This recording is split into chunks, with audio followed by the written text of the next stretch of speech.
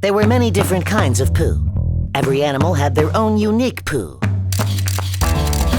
Whose poo is it? Raccoon. Flying squirrel. Korean hare. Earthworm. And this one here? Ooh, I think I ate way too many beans. Oh. However, I still couldn't find the culprit who made these bean-like pellets of poo. Another doo-doo and dash incident. I bet the culprit's going number 2 somewhere else as we speak. Huh? That's it! If we keep following the culprit's poo, I'm sure it'll lead us to the culprit himself. Baba! Molly! I'm not finished yet. Oh, I hate poo. Why, those good-for-nothings? I was left with no choice but to look for the culprit's poo by myself.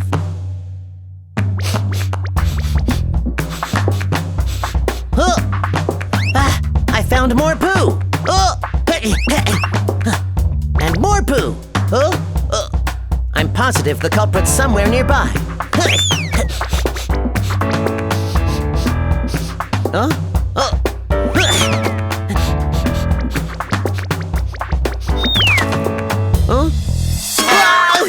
This is the culprits! The culprit who made round black poo was the spotted deer.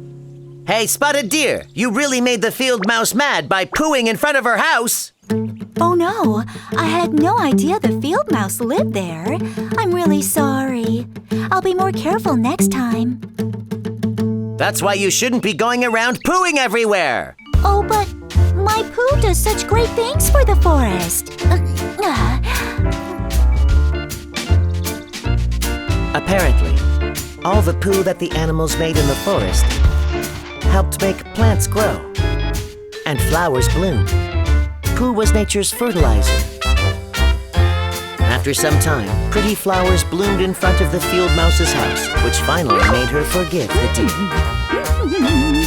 Beautiful flowers for beautiful me. I guess I'll forgive you this once. Aren't I pretty? The mystery is solved!